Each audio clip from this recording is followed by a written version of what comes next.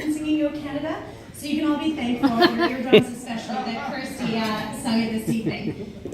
So I wanted to just talk to you briefly. As I was driving up here, because it is Thanksgiving, I started reflecting on, what I'm grateful for and what's kind of happened over the last year.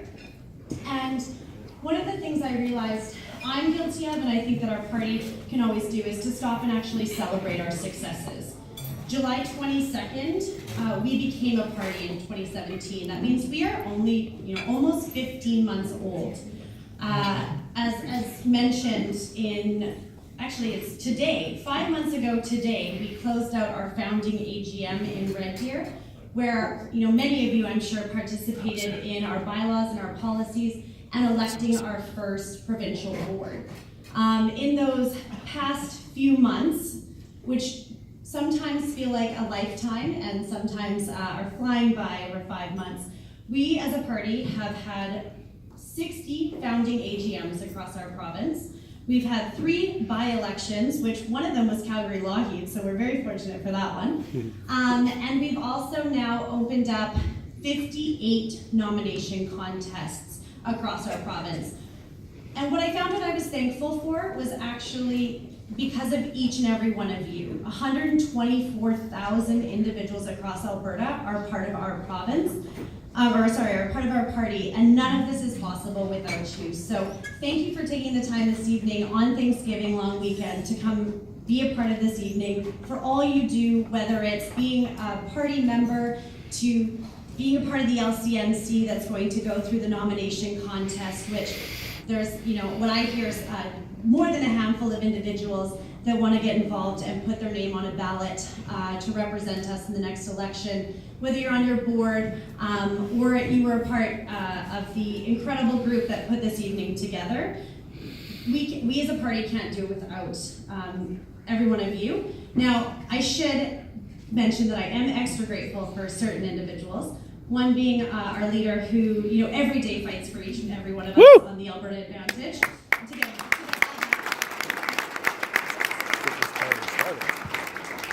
And from a board perspective, it's like when you have children, I like all of them the same. However, 2 individuals, your Northern directors, do incredible work up here. And Ryan Becker, who is probably the most supportive and loyal individual I've ever had the opportunity to meet, and he was unable to make it here this evening, and then Gord Ferguson, who will be speaking in a little bit. But just that, and I'm sure I'm going to get a lot of head nodding when I say this, is one of the most caring and integral individuals I know. So they help me do what we're supposed to do as a provincial board. And again, I just want to thank each and every one of you for coming out this evening and for all that you do. Thank you.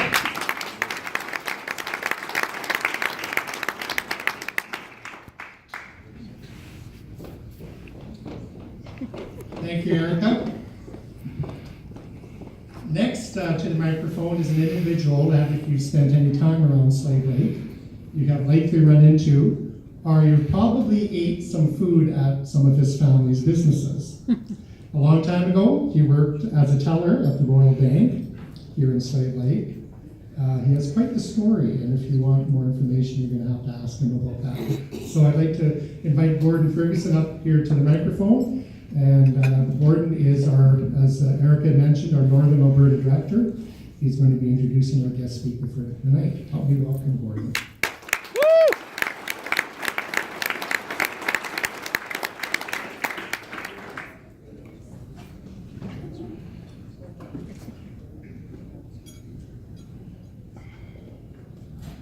Well, good to see you all here, so many people. It's awesome.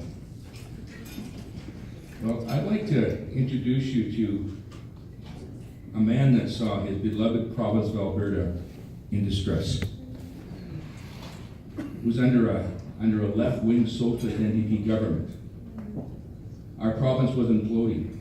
He saw the vote splitting with 2 right-wing parties, the PCs and the Wildrose, and realized that the socialist NDP party continued to be in power as long as the vote splitting continued. This man had a vision for his province, a vision to unite the right. He resigned his position and salary as a popular member of parliament and took a huge gamble. He crisscrossed this province on his own dime to talk to the people about unification, You hear the people's voices. He won the PC leadership, defeating the party elites, and then led the merger of the two parties. If that wasn't enough, he won the leadership of the merged parties, the United Conservative Party. After that, he swept a victory in a Calgary by-election to become an MLA. The pundits said it couldn't be done, but against all odds, it did happen. This man's leadership and vision is incredible. He is a humble and hardworking Albertan. I'd like you to introduce this man, Jason Kenney, who I strongly believe to be the next premier of Alberta. This team of roaring welcome. Yeah! Woo!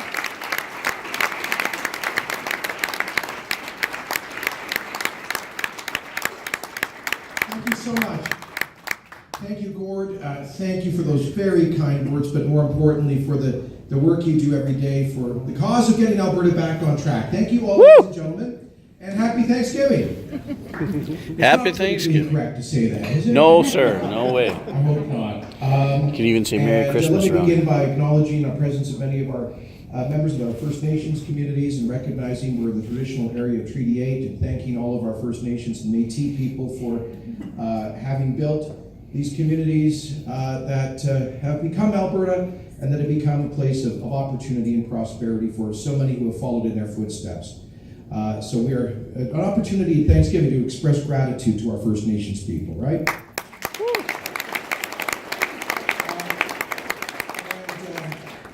And thank you all for being here. I know that it's a busy time with a lot of family. I just ran into your mayor. He was in between. I was stopping in to do a meeting at his restaurant, Boston Pizza, and he was in between coaching his kids' hockey practice. Then he said he had to go home at 6 because his wife had invited 30 people over for a small family Thanksgiving dinner. So he wanted me to pass on his regards, but I know for many of you it's a busy weekend, so I really appreciate it.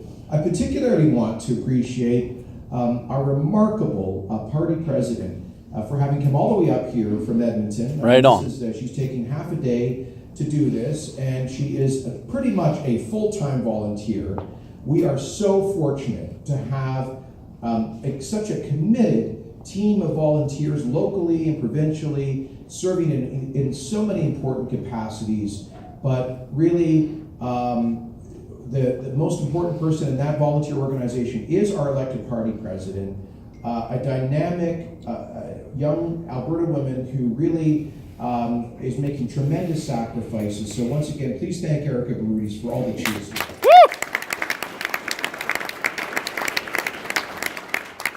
In case you don't know it, Erika, by the way, she, one of her many vocations, runs a fitness business. And if you follow, I don't know if some of you have heard of Instagram, it's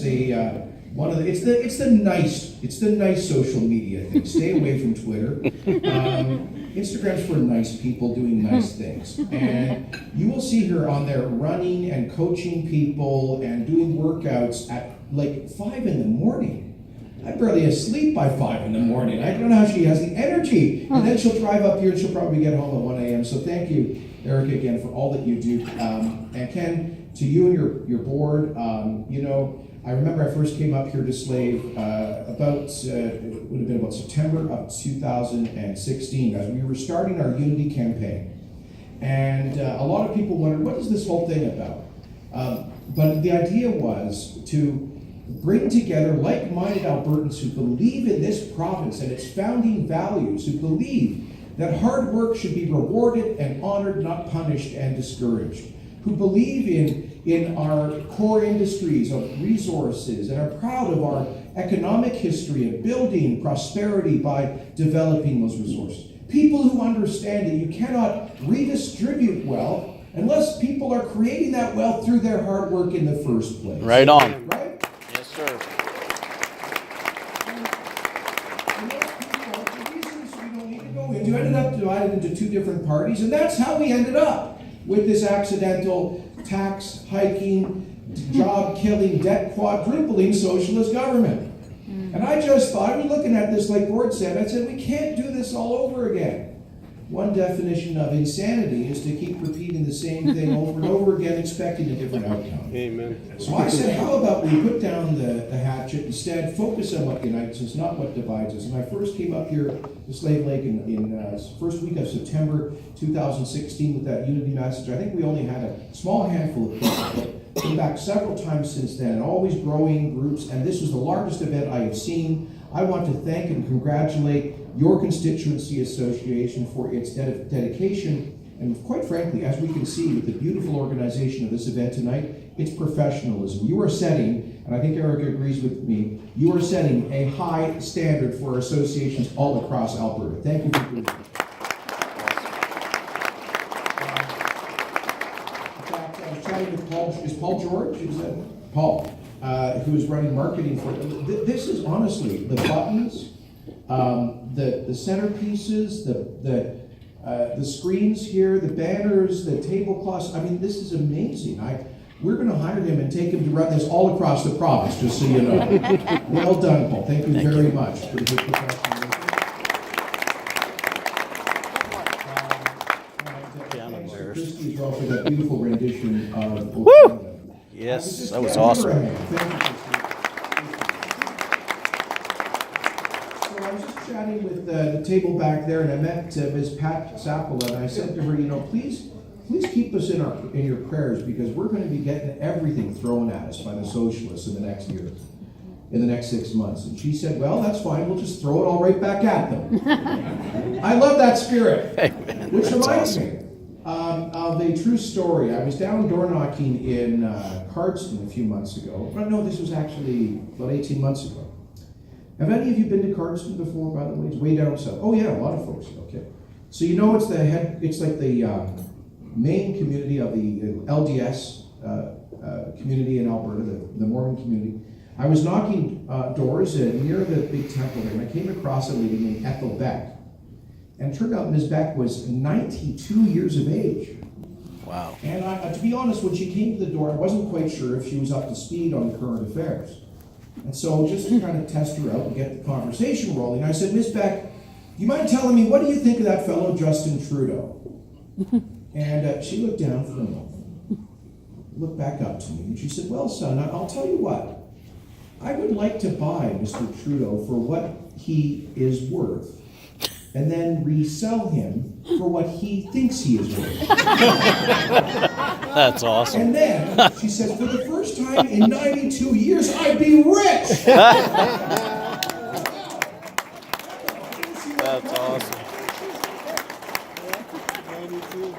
That is priceless. But you reminded me of Ethel's fighting spirit. So, friends, it's so great to be here. Just last 24 hours ago, I was on the stage in downtown Calgary, on the Stampede grounds, in front of well over 2,000 of your fellow Alberta Conservatives. Woo! Juliette, where are you? Juliette Noski was there, and there she is. She came all the way down to Calgary to be at the rally. Thank you, Juliette. And we were down there in front of over 2,000 people.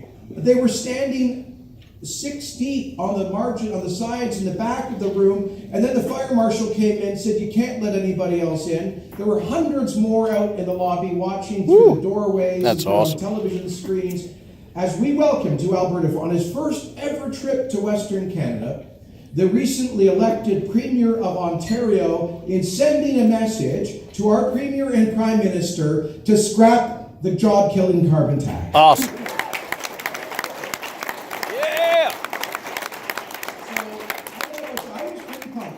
Seen it, go to my Facebook page and you'll be able to see my talk and Premier Ford's.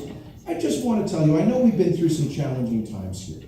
I was talking to some of the folks here who are in oil field, service businesses, business way down, margins down, a lot of companies have gone under. We went through the deepest recession in our province's modern history, and we still haven't recovered. Just yet, yesterday, a new labor statistics came out showing unemployment up yet again, 177,000 unemployed Albertans, the highest unemployment in Canada outside of the Atlantic region. Calgary with the highest unemployment of any major city. And all of this is just masking the deeper reality of so many people who might technically be employed, but they went from reliable, high-paying, often six-figure jobs to part-time piecemeal contract work, barely able to put food on the table. That's the reality. You know that. And you've done better than some areas here because forestry's been doing okay, and you're fairly diversified, but there has been a lot of adversity around this province. And I'll share with you a story that kind of drew me into this whole Unity campaign. Back in August of 2016, I was driving through East Central Alberta. I stopped to fill up my pickup in Hardisty. Now, Hardisty, it doesn't get much more Alberta than Hardisty. It's where the pipelines start. And I'm there at the Esso station filling up, because my dad, well, he never let me go to Petrocan after Trudeau. So anyway, apologies to any Petrocan users. So I was at the Esso, and I'm just filling up my blue pickup there. And another pickup pulls up behind mine, and it's covered in mud. And this young fella jumps out, and he's wearing overalls, and he's covered in mud. And he does a double take. I get this a lot. He does this double take. He says, "Excuse me, are you that Kenney guy?" I said, "Yeah, that's me." And he looks really agitated. He says, "Well, I need to talk to you, sir." I thought, oh my gosh, I must have cut him off or something back there. Hopefully he's not going to take out his video and put it on the YouTube. I said, "Okay, what's up?" He says, "How long before you get rid of the NDP?" I didn't see that coming. I said, "Well, we're talking 2.5 years from." I said, "Well, it's probably about 3 years from now." He says, "That's not fast enough. You got to do it faster." I said, "Look, buddy, I'm going as fast as I can. And I don't choose when the election is, they do." He says, "Well, sir, you got to understand. My dad lost his job out here in the oil field 2 years ago, and he can't find any other work. And he's getting depressed now. And I'm really worried about him. I've never seen him like this before." And this young fellow goes on to say, "And I'm just 17. And now I'm the only paycheck for mom and dad and all 4 of my brothers and sisters, and the pressure is getting to me too." And this young guy starts choking up tears. And he said, you've got to give us some hope. And I have thought about that young man every day for the past 2.5 years. Because that young man, you all know that young man, I'll tell you, at any normal time in our history, a young Albertan like that would be working hard and playing hard and probably wouldn't pay any attention to politics, wouldn't know who I was or what the NDP is up to. But all of a sudden, he understood that politics has real life consequences for him and his family. Wow. And he wanted to do something about it. And that's why we are in this room together. That's why you made a financial contribution to be here. That's why we are trying to make a difference together for young people like that especially. You know, a young man like that and his dad, his family, these are Albertans. They've never gone asking for a handout. All they want is the opportunity to work hard. Right?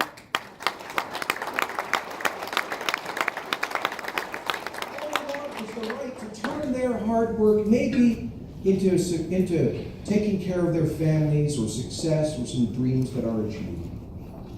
And that's what we owe it to them. That's what we owe to them, to recreate that Alberta. So I want to say thank you on Thanksgiving to all of you who in ways large or small have contributed to the success of this unity movement about which Erika and Gord spoke. We are now, I'm pleased to report to you, the largest political party in Canada in terms of members with I'm told we're now pushing 130,000 members. Wow. Largest in Canada. Give that a hand.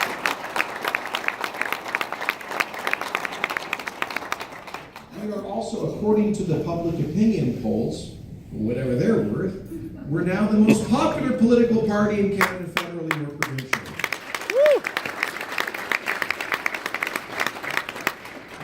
We have gone through half our nominations. We have we have had the biggest nomination meetings in Alberta provincial political history. We had one down south with 4,000 people voting. We've had nearly 300 people seeking our nominations. I'm told there's now something like 6 or 7 up here in Slave Lake who have either registered or expressing interest. And thank you to all of them. Give a big hand to all of those candidates.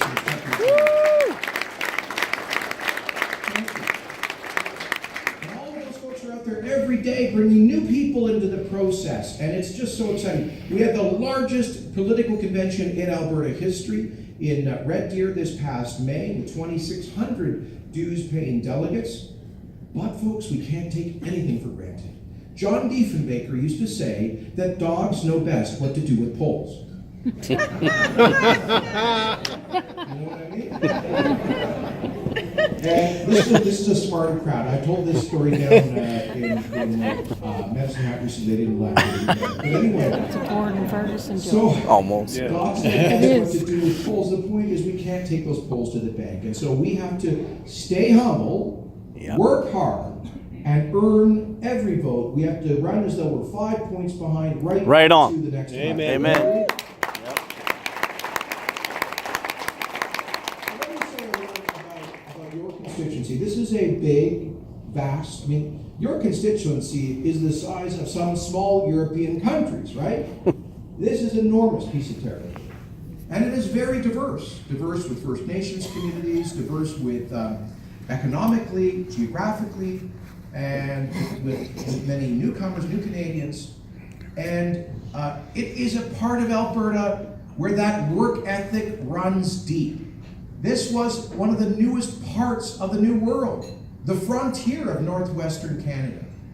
And the ancestors, some of your grandparents, who settled around this area were incredibly tenacious people.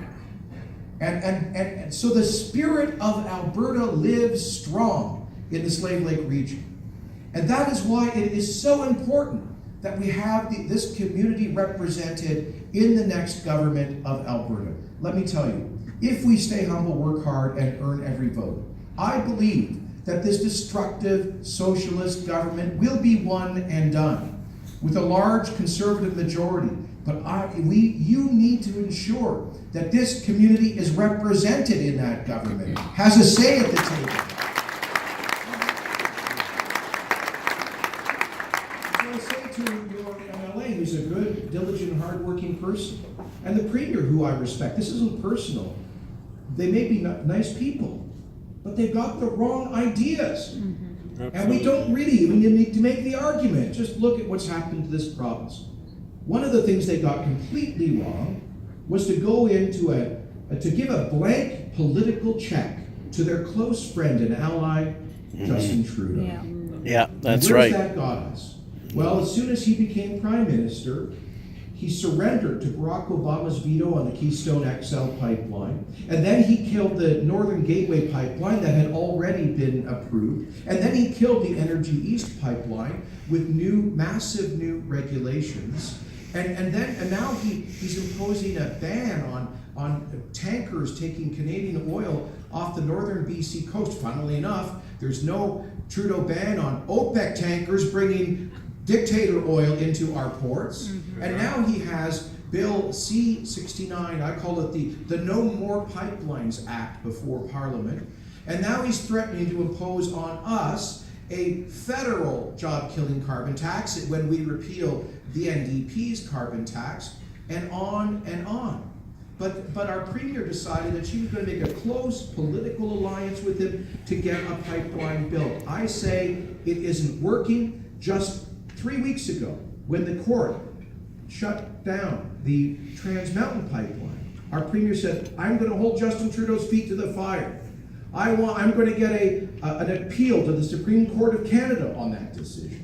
And I'm going to get legislation, the promised federal legislation, to guarantee the construction of Trans Mountain. And she said, we're going to get timelines from our federal friends on getting Trans Mountain built so we can get a fair price for our oil. Well, yesterday, the federal government announced its response to their close ally, Rachel Notley. 0 for 3. No legislation, no timelines, and no appeal. So I say, therefore, we should have no carbon tax repeal. Right on. Yep. The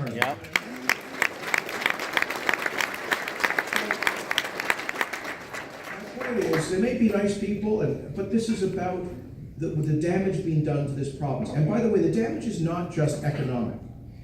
It's not just economic. One of the things that concerns me most deeply is the damage that they will do to the education system. Yes, sir. let me share with you, I truly believe you can undo bad economic policy Yeah. if you have enough time. But it's a lot harder to undo the damage of the miseducation of an entire generation. And I don't know about you, but I believe there's already too much politics in the classroom. Yes. And now the NDP wants to put more of their ideological agendas into the classroom. And they're quite open about this. They're rewriting the curriculum, they're doing it in secret. They won't tell us who the experts are that are doing the new curriculum. But we've seen we do have some sneak peeks. For example, they've come out with the overview of their new K-12 social studies curriculum. This is remarkable. There's not a single word in it about Canadian history, or Alberta history, or parliamentary democracy, or the rule of law, or confederation, our military history. In a month we'll be marking the centenary of the end of the First World War. 118,000 Canadians have died in defense of our country. Come on. But apparently they do not merit a single mention in the NDP's vision of Canada. Shameful. Talk about a lack of gratitude. And yet more and more political agendas. Right now they're going after some of the independent schools simply for having expressions of faith, of their basic faith. They're trying to strip them of their funding. Well, folks, this is another reason why we need to work hard in the 6 months ahead. Because we need to stand up and say that parents and not politicians are ultimately responsible for raising and educating their children.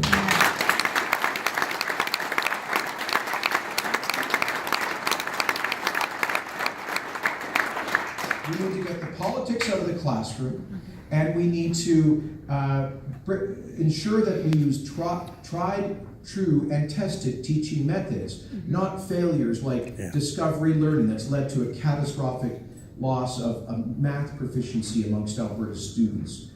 These are huge issues that really matter. And by the way, we also need to stand up for freedom of religion, which is guaranteed in our Constitution.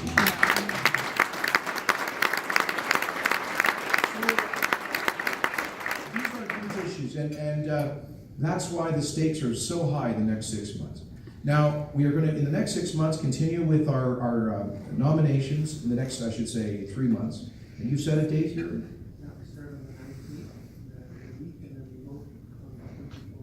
24th of November, and I'm sure you'll be providing more information on the process later on. And at the same time, we are working to begin our consultations towards our platform, which will be a positive, realistic, costed plan to reignite Alberta's economy, renew the Alberta advantage, restore investor confidence, and we will present that in the next election. It will be a plan for us to get back to a balanced budget in the first term of our government. One of the most damaging things these guys are doing. Alberta 5 years ago had zero debt. 3 years ago, we had only $13 billion in debt. Today, after just 3 years of the NDP, we have nearly $60 billion in debt, and they have us on track for $100 billion in debt. We're now spending and shortly we'll be spending $4 billion a year in interest payments on that debt. More than we do. We spend more money on interest payments to bankers than they spend on 19 of the 21 Alberta government departments. Tell me, how is that compassionate? To be enriching bankers and bondholders instead of investing that money in schools and hospitals. Come on. I think it is immoral to take money from future generations without their consent to spend it on ourselves these days, and we will stop this deficit spending in a compassionate and thoughtful way. Yeah.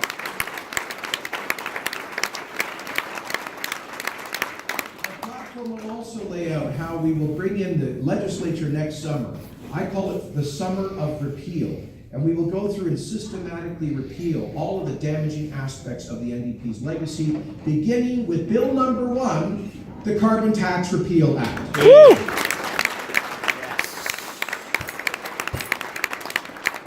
I'm getting the message. I better wrap up because food's coming. So, or we could just order Domino's, right, Corey?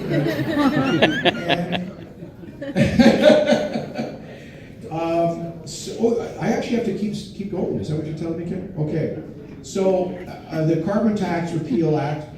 Then we will do other measures to restore investor confidence. We've lost $4 billion of investment from Alberta in the last 3 years alone. Much of that money has gone from our oil and gas industry to oil and gas in the US, but also in some of these OPEC dictatorships. How is it good for human rights or the environment if they're moving billions from Alberta to Iran, which is a dictatorship and state sponsor of terrorism that treats women like Ask property it. That's instead right. of people? That's not good for the world, and that's why we need to bring that money back to Canada to create good paying jobs here.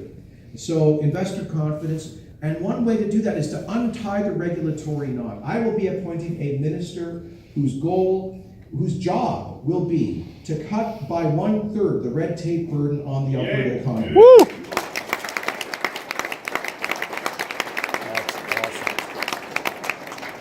So, and we will stand up and be champions of our great Alberta tradition of school choice. We will defend the rights of independent schools. We will lift the cap on charter schools. We will defend parental authority. And as I say, ensure that our curriculum is balanced and focused on key knowledge and skills instead of political agendas. Awesome. And so much more I could go on about, but that's the hard work on the policy side. And then the election next summer. Now, I just want to invite you to be part of this. Let me say another word as well about our First Nations and Aboriginal and Métis communities. We need them to be a part of this, of this renewal of Alberta as a place of opportunity. We all know that many of our Aboriginal communities have gone through unique challenges, and there have been historical injustices and social challenges to this day. But we need to be partners with our First Nations communities to ensure that they too enjoy the same quality of opportunity and prosperity. And there are many, of course, First Nations communities that have done so well by being partners in resource development. And we want to show that as an example to the rest of Canada about how we can build prosperity together. And I am very keen on working with the First Nations communities in Northern Alberta to ensure that young people get the education and the training, the skills that they need, including opportunities to become entrepreneurs. Do you know something? There's a lot of noise about supposed First Nations opposition to the Trans Mountain Pipeline and other pipeline projects. But the truth is, the vast majority of First Nations actually support those projects. Sadly, the media won't report that fact. In fact, every single First Nation, I think with one or two exceptions, but 45